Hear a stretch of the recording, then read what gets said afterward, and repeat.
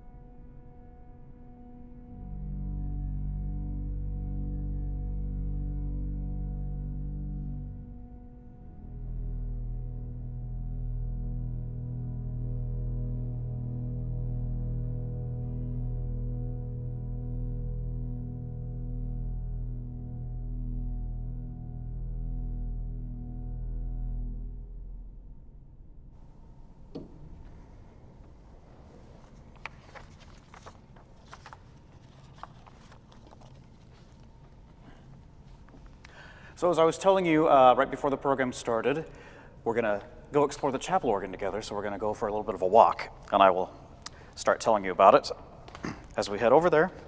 In the normal shots you see for these recitals on camera, you can't see over in the chapel, but for a number of years now, here we've had this little tracker 2-manual organ with 6 stops. This was originally built as a home organ for someone here up in North County, San Diego, and we found it through a couple of pipe organ building friends of mine. It was kind of languishing in a storage unit and needed to be moved out, so we did a few basic, give it a thorough cleaning and a few minor repairs and got it back up to life and put it in here. As you can see, for most Southern California houses, it won't fit under the ceiling, certainly not at my house with an 8-foot ceiling. The top of the organ case here for scale in the chapel here, that's 13.5 feet tall. There are no individual pedal stops. It was originally a practice organ, so conceived for that use, but the 2 manual keyboards couple down to the pedal. So the 6 stops, I'll run through them quickly. On the bottom keyboard, manual number 1 has this really beautiful 8-foot gedeckt, which you're going to hear in the opening of the piece I'm going to play for you here.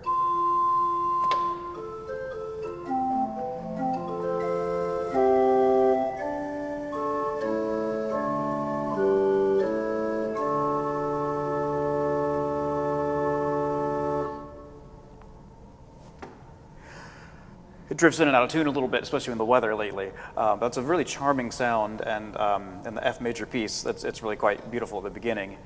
The next stop on top of that on the bottom keyboard is a 4-foot principal, or prestant, and that is this facade that you see here.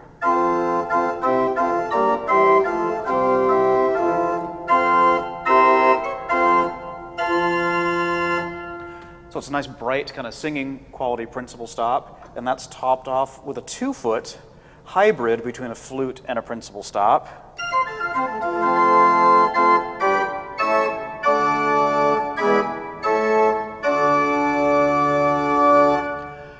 So it's a nice, bright 8, 4, and 2, very clear chorus, and we do use it have used it for a number of services here in the chapel. It's just right for hymn singing with smaller congregations, 30, 40, 50 people. The top keyboard is very quirky. It's a very quirky instrument. One of the things I love about it, the builder, I forgot to mention, was a local San Diego organ builder named Gene Ginder. He built a number of instruments, but this was his very first, and I believe only, but definitely the very first all-mechanical action instrument that he did. So he was figuring things out as he went along here. So the key action on the top keyboard is very, very different from the bottom keyboard, which is a little confusing as you're playing here. The depth of the keystroke is very different, and the top keyboard has a very surprisingly heavier action than the bottom. And when you couple them both together, it's actually very, very heavy action. The top keyboard has this 8-foot quintadina.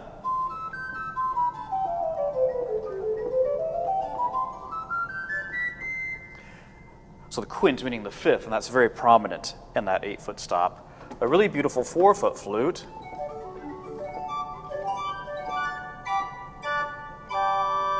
And put together. That didn't stay in tune very well in the weather. And then a 1 1/3 mutation.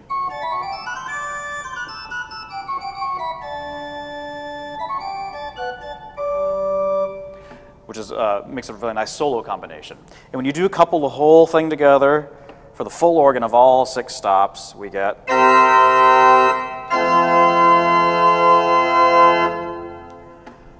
And I'll use the big grand full organ at the very end of the piece I'm going to play. The piece here is John Keeble's Voluntary in F, one of these earlier English composers. So it's really written for all keyboard, no pedal work. I do a few held pedal notes with the manuals coupled down here. The opening movement, the Largo, is going to feature that 8-foot gedeckt from the bottom keyboard here. The second movement, the Andante, adds in the 4-foot principal. It has these kind of horn calls and echoes. The echoes are played on only the 4-foot flute, which is a really pretty sound. Got a lot of charm to it. And then as I get toward the end, here where the echoes come back and it builds a little bit, we'll add in the 4 and the 2 foot and all the stops of the upper manual in dialogue, and then I'll couple them together for the last couple of bars. So you'll get to hear everything that there is on this organ. And then after that, without talking so I don't trip down the steps as I'm talking and walking, we'll close out tonight's program with Felix Mendlessohn's grand War March of the Priests.